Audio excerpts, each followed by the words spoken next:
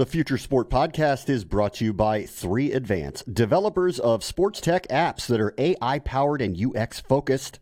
So if you're looking to create some apps for your startup or your sports biz calls for some artificial or business intelligence, you should check out 3Advance. They're incredible. Go to 3advance.com. That's the number 3advance.com.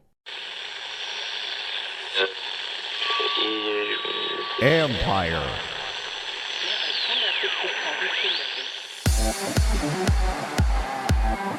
The CAA is feeling the flow. Obviously, you're going to be able to watch anything at any time on any device, and that's obviously known. We know that that's where it's going, but it's about highlighting those pieces of content and explaining to people why you should care. That's Mark Floreani, CEO and co-founder of the emerging OTT provider, FloSports. They may be at the forefront of the future of content consumption. This is the Future Sport Podcast. I'm Bram Weinstein.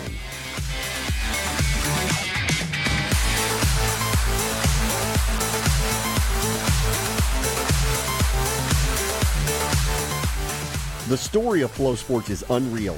A couple of brothers, they liked some of those less mainline sports, and they decided to rig up a van and start streaming.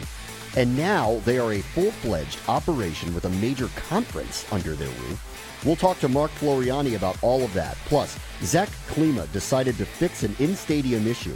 He helps you navigate the concourses with his innovative company, WaitTime. But as you'll hear, what WaitTime is learning about you goes far beyond behaviors like when to take a bathroom break. But first, the future is now. They got an old school coach in Tampa Bay, but Bruce Arians has always marched to the beat of his own drummer, and these days that includes some new school thinking. Greg Auman from The Athletic joins us now. How are the Buccaneers modernizing, Greg? You know, I think it's funny. It's an old coaching staff, a lot of guys in their 60s here, but I think they're changing. I think they're being progressive. It's one of those where, they're adding positions we're not used to having on a coaching staff. So they've added a director of sports science, director of player development, player performance. There's a lot of things they're doing now that are just a little bit ahead of the curve. I think other NFL teams are doing it, but the Bucs certainly haven't done it before this year. Was Arians doing this when he was in Arizona? No, I don't think this. I think he's been a progressive guy. I don't think he had these kind of things in place in Arizona. This is something the GM here, Jason Light, was looking to try and do last fall, even before he probably knew he had a coaching change. But it's one of those where once Light came in, they were together in Arizona at one point. I think they made sure they were on the same page in terms of what they wanted. And then this spring, set about to, luckily the ownership here kind of green-lighted the hires, and they've had quite a few hires in terms of guys above and beyond. The people they have in sports science oversee not only nutrition, but training staff, strength staff, some of the data collection stuff they have. So it's within the football side of things, a pretty big part of what they're doing. So are they looking for different athletes? Are they taking who they have and trying to train them differently? What have you seen in how this is being implemented? Yeah, I don't think it's directly changing who they like or what they like in players, but I do think it's something that's shaping who they want to be moving forward. I mean, so many of your NFL teams, you're inheriting contracts, you're inheriting guys that were in under the previous coaching regime. So it's not, you can't just start with a fresh slate. But I do think what they're trying to do is change the players they do have, change how they're training, and really doing it with an eye on trying to reduce injuries by identifying kind of vulnerabilities, if you will. It's just like you have preventative medicine. This is training with an eye towards strengthening them in positions that would set up injuries if they continued without help. You had mentioned that Jason Light was thinking about this type of stuff. Was there some kind of tipping point where they realized they were behind the times in the NFL? I don't think it's behind that. So I think there's definitely other NFL staffs that have this. It's interesting, and I think the colleges sometimes are ahead of the NFL with this kind of stuff. Almost all the hires they made in this process were college guys. Their main director of sports science is from Oregon. They hired two guys from Penn State. Their strength staff was at Mississippi State. So their nutritionist was at Texas A&M. So, I mean, a lot of the new people they brought in, kind of the cutting-edge people, if you will, were in college athletics. I think sometimes being on a university campus, having football in a place that's associated with learning and teaching can kind of put you ahead of even the NFL, where you'd think there's more money and more assets available to kind of build the best athletes you can. And it is interesting that Arians is all for it. Obviously, he's been around a long time, so he has seen a lot of winning teams. He's done it certain ways. What is he kind of saying about all of this in how it's working with the way he wants to build a program there? Yeah, I mean, at least in what we see of him, he's very much behind it. I mean, they had a practice the other night that was open exclusively to their season ticket holders, and they had cranked the temperature in their indoor facility all the way up until probably about 85 degrees. Just not a comfortable situation, but they're trying to raise the training temperatures of their players just to get them in better position to handle the heat of September and the home games they have there. And again, it's one of those where, we kind of asked, how progressive this is to have a 66-year-old head coach who's, your old dog's learning new tricks, if you will. And the guys we talked to said, we wouldn't be here if they weren't on board for this. I mean, the coach has enough power in a football, program where if they're not on board, it's not going to happen. So I think this is the GM and the coach both being on the same page and trying to keep the team as trendy, as progressive as they can. Greg Auman covers the Buccaneers for The Athletic. Thank you for joining us, Greg. Oh, no problem. Take care. Up next, FloSports CEO Mark Floriani on how his company is and will continue to disrupt the major content providers. This is the Future Sport Podcast.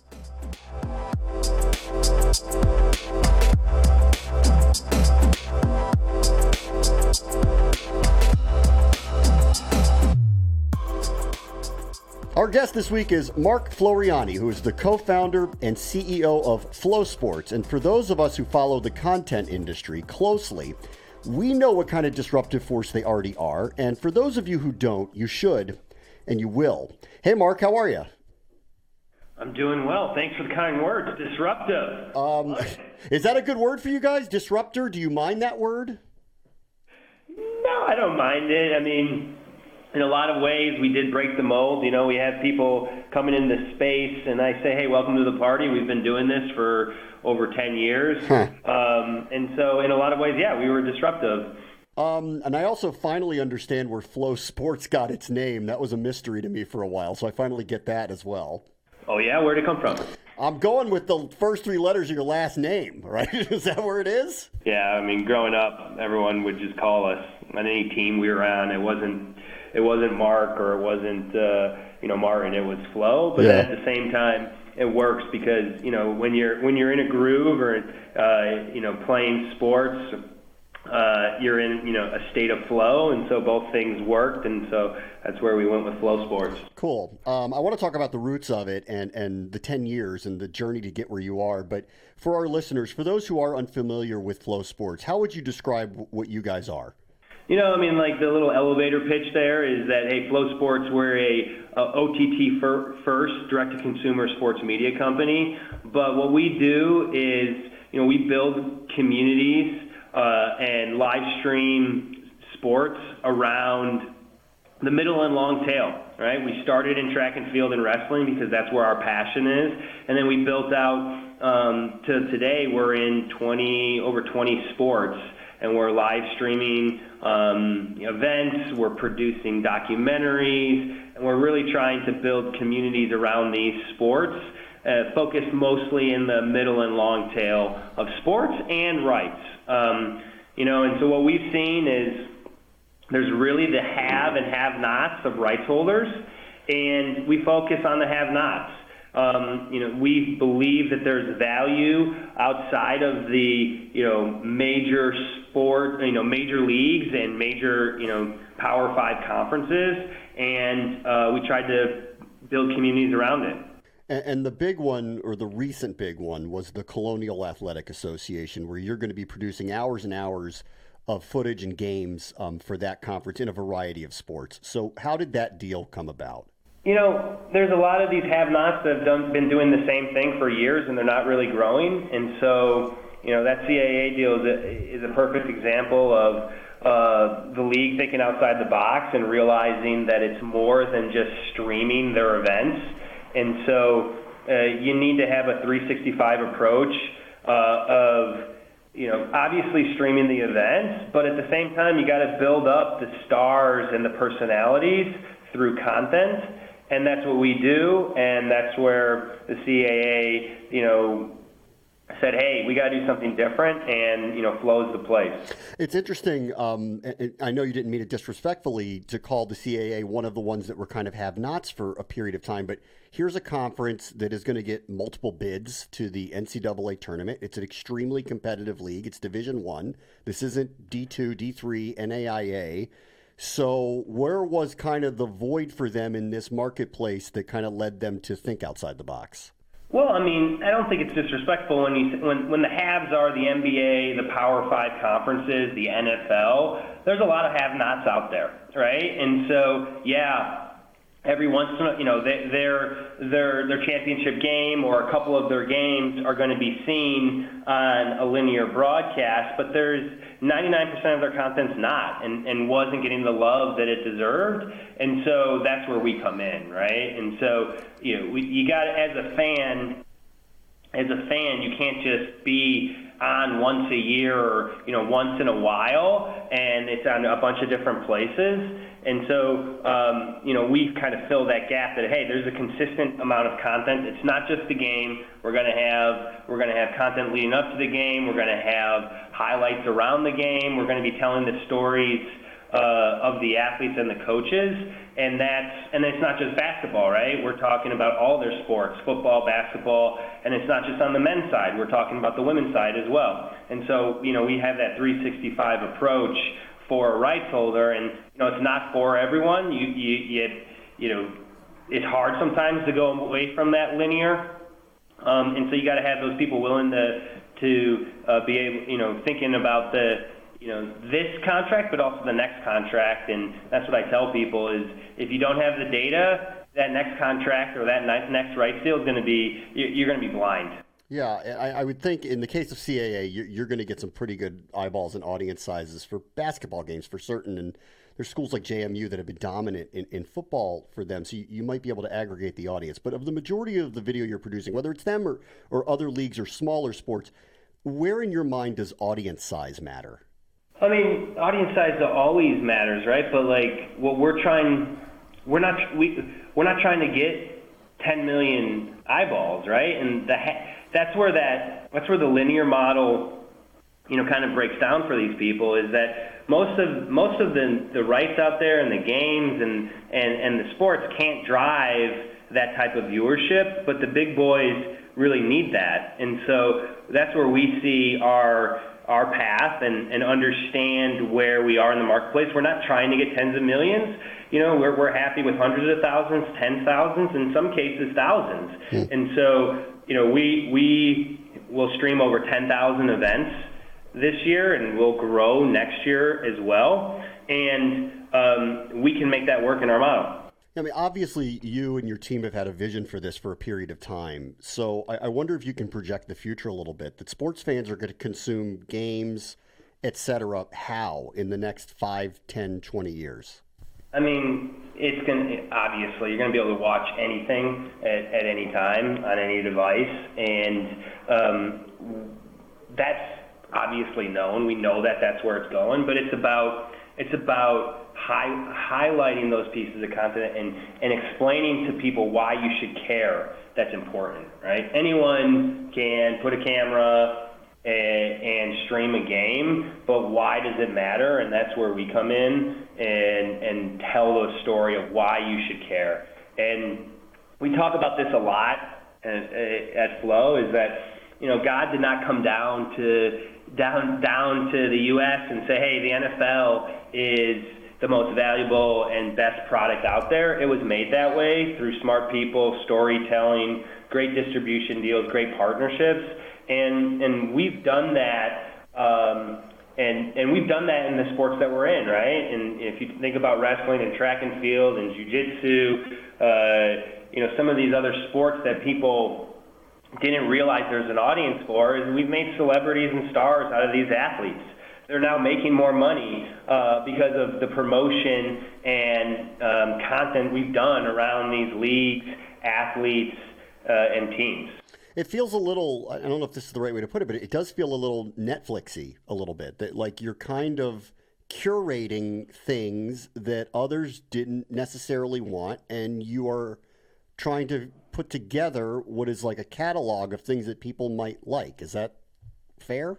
Yeah, I mean, we see value where other people didn't, right? And we started in these sports because we were in it. We had a passion for track and field and wrestling, but we quickly realized that there was a bunch of other sports that weren't getting the love, and then we started to realize in the big sports, there's a bunch of rights that have value, but they can't draw tens of millions and might never draw that type of eyeball, but there's still value there.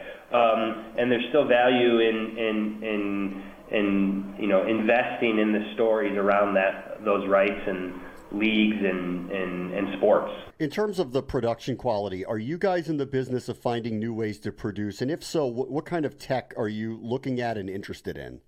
I mean, I'm always pushing our team, right? Because a lot of the issues with these sports is that it was never cost effective to produce. And produce it the way the community wants it, right? And so, if you think about track and field and wrestling, which is our roots, there's a lot of story from the semis to the prelims to the finals, and it was never told. And so, we'll go to a wrestling event or a volleyball tournament, and, we're going to stream in wrestling 50 mats at a time. And we're going to have, obviously the score. And then, as the days go on, we're going to add play-by-play and color. And then we have a jib at the end. And so figuring out how to produce 100% of the content from these massive events is a challenge, but it's needed for our sports if you really want to tell the story. And so, lowering that cost of production, but keeping that quality and actually increasing the quality is something that I challenge our team every day to do. And so, we definitely have worked with partners, and, recently we did a deal with Pixelot, and, we love working with them where we can add more courts.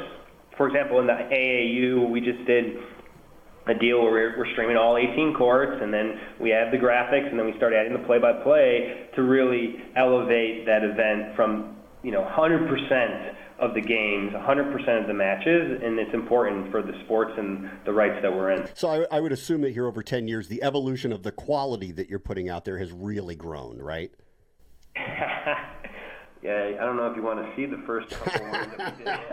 A little bit, I do. I feel like it's like go back and it's like 4x3, and I'm doing the play-by-play, and I'm stumbling over names. I mean, I've done we've done everything from we started in 2006 with $10,000 in the van, and we were just driving around, 5 of us, and had visions of streaming all types of events. And so it's pretty crazy to see where we've come from. All right, so you started this out of a van. What did you think it was going to be when you started this company? Well, you always, I actually had a conversation this morning about that.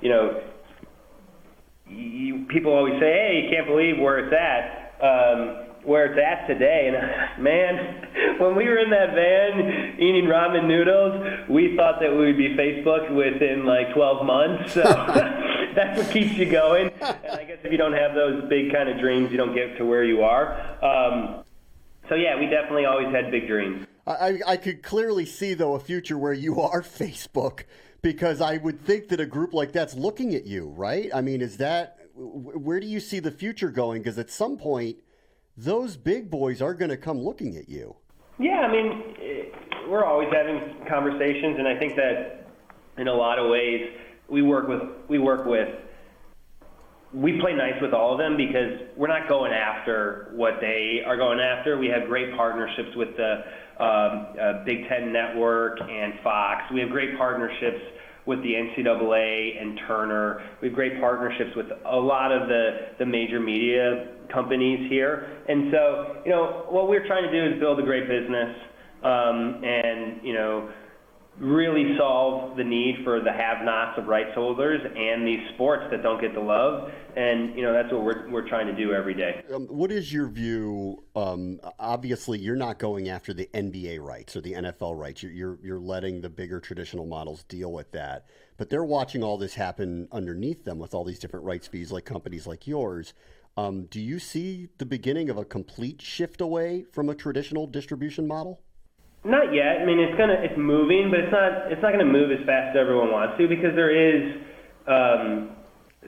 that need for, looking at what Fox is doing, right? They're going after those big events, and there is a need for the distribution through cable and linear. It's still a great way to watch and experience sports, and so it's obviously going to be moved and kind of mixed and it'll be seen as one, but there's still a need for it, and it will happen, but it might not happen as fast as everyone thinks.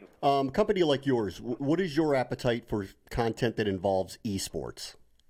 We're always looking at every sport, and we're analyzing if there's a need for us in the community. And so, as esports continues to fragment, and there continues to be different ways for the community to watch and create revenue for themselves, if it's the teams or the players themselves or the leagues or the game companies. So we're always looking at different opportunities. We've stayed away for the most part because there's been, they've done a good job, and the community and the players have done a good job. So, we're always assessing, and we look at it basically all the time, and we're actually looking at deals right now. And does it work in our model? Are we needed? So we'll always look at it. Right now, we've kind of stayed away. And how about, you've talked about, obviously, you're trying to keep production costs down, and you're dealing with a lot of content, and that you're trying to turn around for your audiences.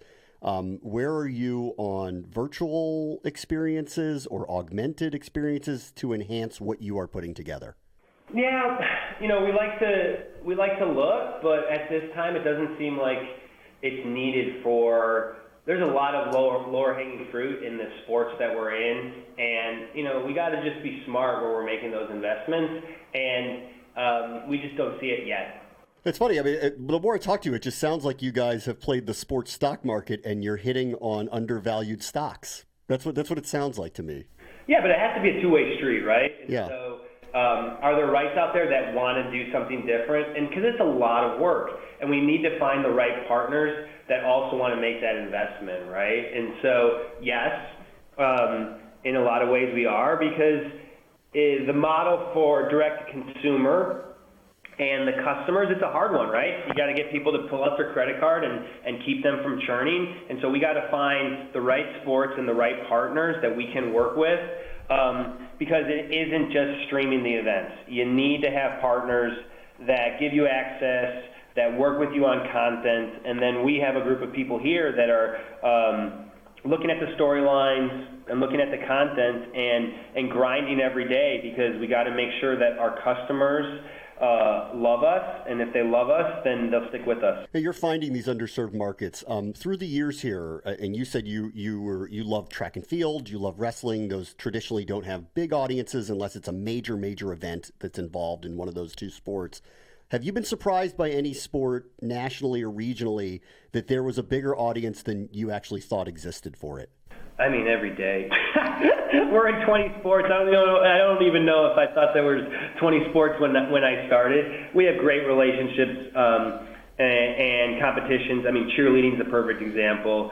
I did not think much of cheerleading before I got into it, but then you go to these competitions, and these athletes, they're ripped. They're basically doing a gymnastics routine on a floor, but there's anywhere between 10 and 30 of them.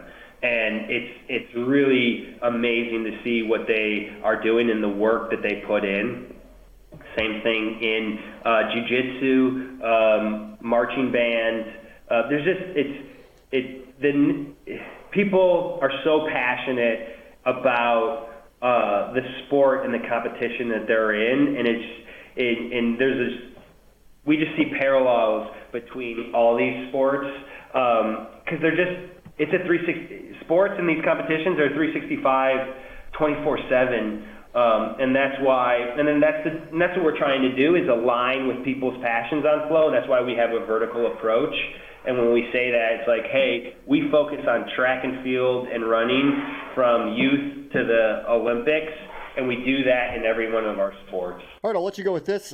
Where do you see your company in the next 5 years? We continually to build out these communities and continually to focus our energy around this middle and long tail of sports and rights. And we found that these wrestlers or gymnasts or cheerleading are just so passionate about their sport that we need to continue to add more and more content, add more and more events, continue to drive down the costs, but higher, raise the quality in terms of the content and live production. And so, we want to be the most beloved sports media company, and we think we have a pathway to do that. Mark Floriani is the co-founder and CEO of FloSports. Thank you, Mark. Thanks so much. Up next, if you're going to a game, WaitTime is here to help make that experience better, and in turn, helping those teams understand you. Their CEO, Zach Klima, joins us next. This is the Future Sport Podcast.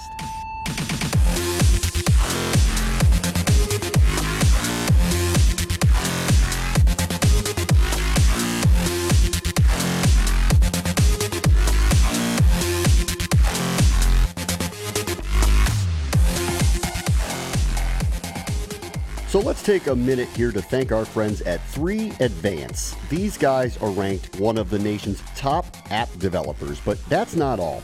They've helped grow a bunch of sports tech startups like Team Builder, T-Box Tour, and in-game fantasy, but they're also experts in user experience, cloud APIs, and artificial intelligence. So if you're looking for a dev partner to bring your future sport tech to life, look these guys up. Go to 3advance.com. They're the team to make it happen, and advance you will. That's the number 3advance.com, and tell them Future Sport sent you.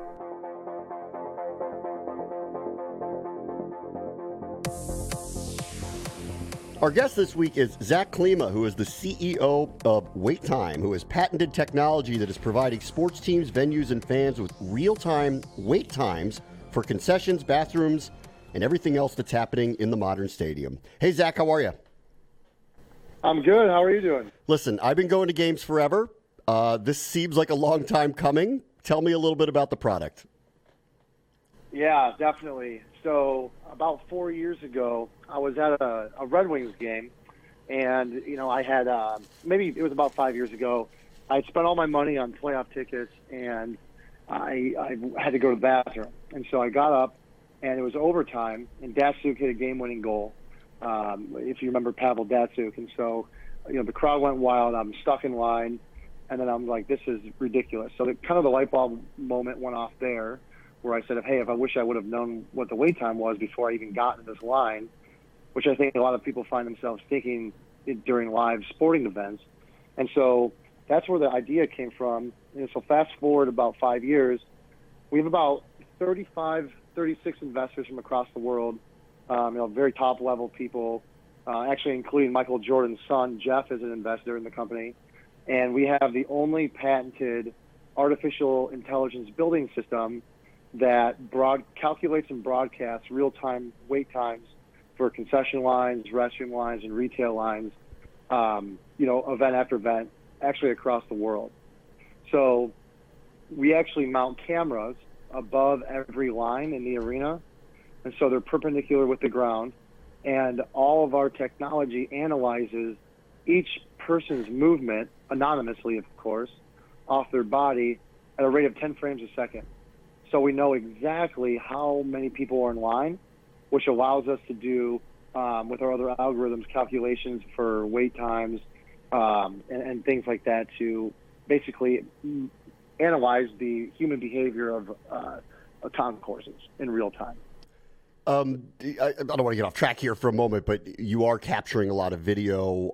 What are the precautions that are taken with what is brought into your system? Yeah, so basically our cameras are just taking screenshots from above, so we only see the tops of people, so we don't see any people's faces or anything like that. And we anonymously are tracking each moving object, so we are able to take that information, we process it to see how many people are in line at any point in time, and then we cache the image files, we get rid of the image files, so we process and delete, which allow us to then broadcast to the fans on the team's mobile app, like the Miami Heat's mobile app, so on and so forth, and on big concourse digital signage as fans walk out in a green, yellow, red spectrum bar in real time, the line length of different concessions and restaurants.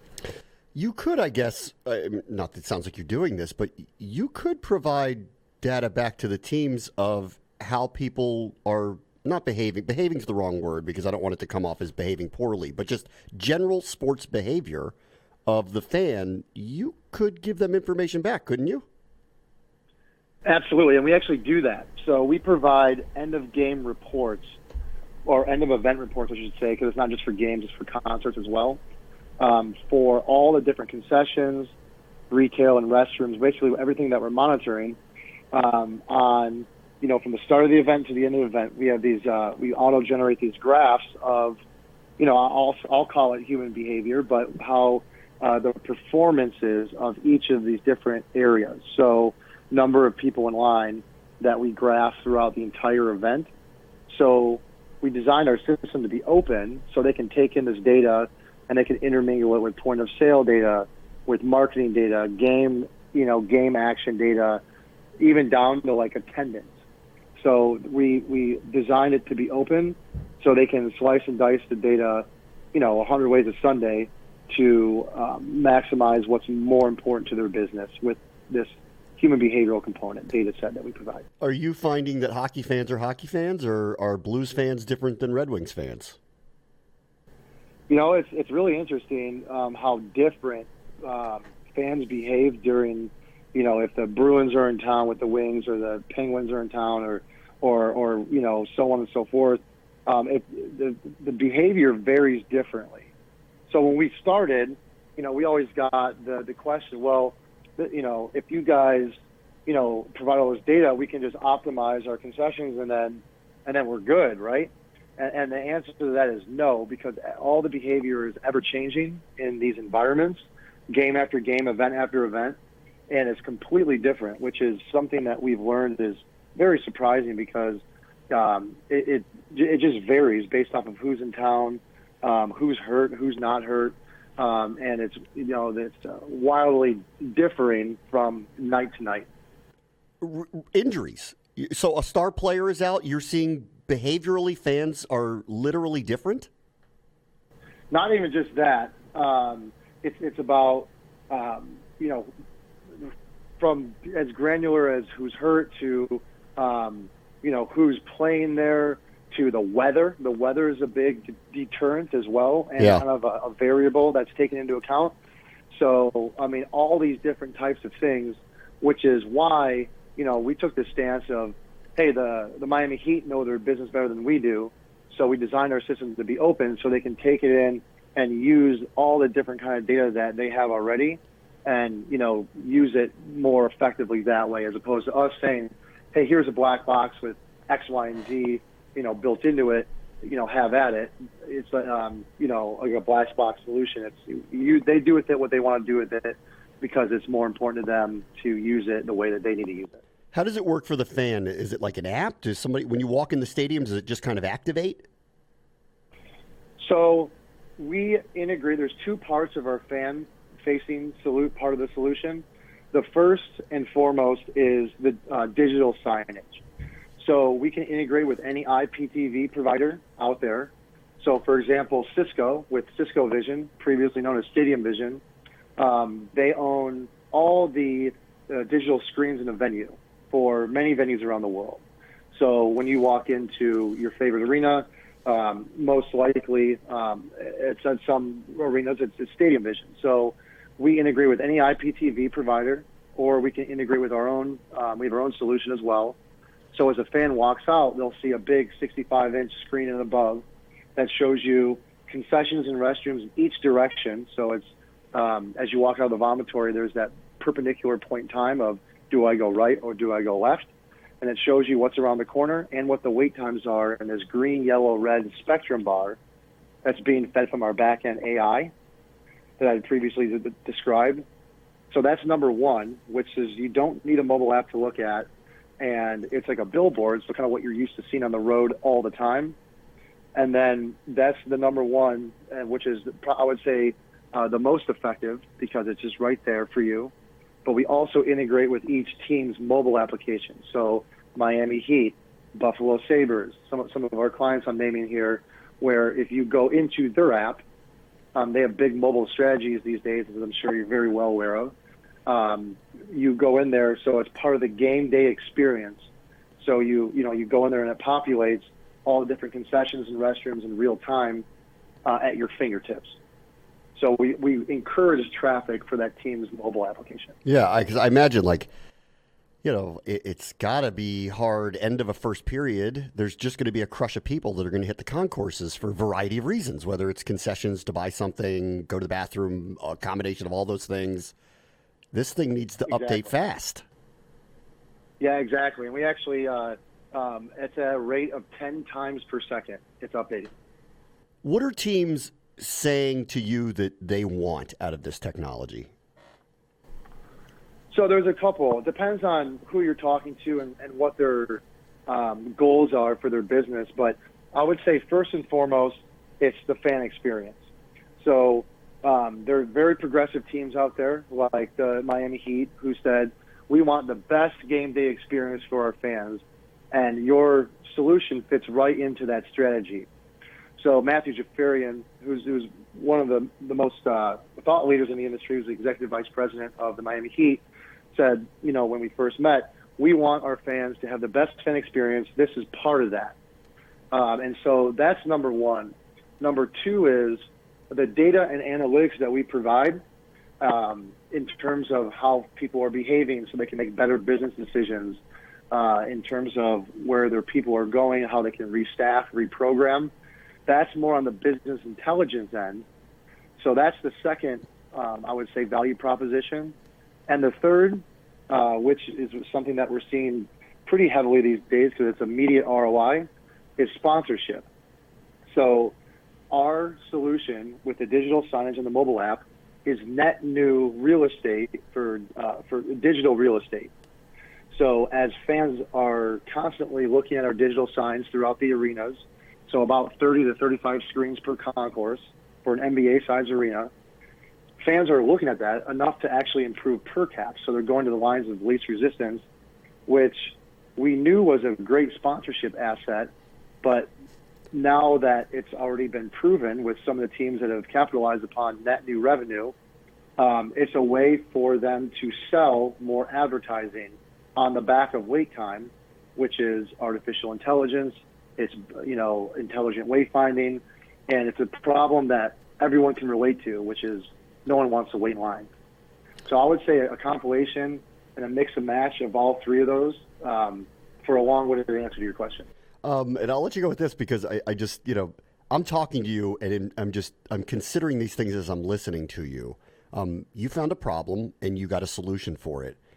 Did you realize before you started this solution that these were the consequences of what you were doing, or were you just trying to get to a bathroom with a smaller line?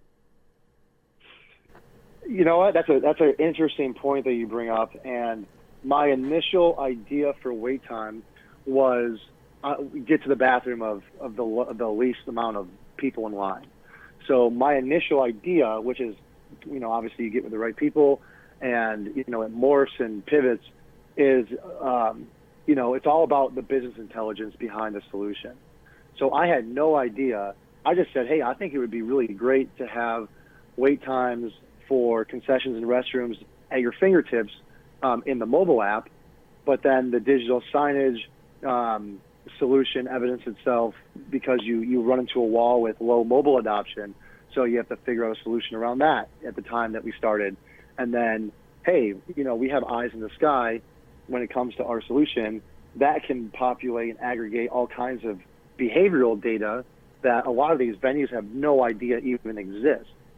So they could have one bathroom or one concession with 40 people in line and have the same, women's restrooms or men, or have the same concession just 60 feet away around the corner with 0 people in line. So some of the stuff that these venues don't necessarily know, because they're not at a bird's eye view from above, they're at the ground level, so they can't compare all these different locations simultaneously that we can. So we uncovered a completely new. Obviously, there's a huge problem with our solution. We uncovered a huge market in terms of something that's been a huge void for such a long time. What are people actually doing in your venue, event after event? Which is something that we're adding a lot of color and context to now. And largely, I just want to thank you for helping me get the beer quicker, because really that's what I wanted. That's right. That's right. Get your beer quicker, but also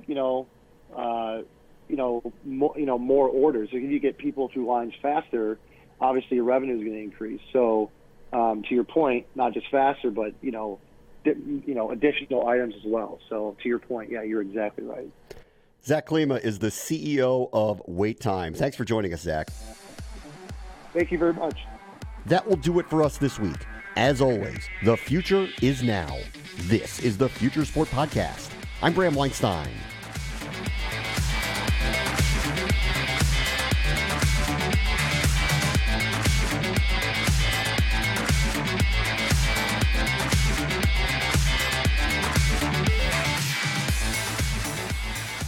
The Future Sport Podcast is brought to you by 3 Advance, developers of sports tech apps that are AI-powered and UX-focused. So if you're looking to create some apps for your startup or your sports biz calls for some artificial or business intelligence, you should check out 3 Advance. They're incredible. Go to 3advance.com. That's the number 3advance.com.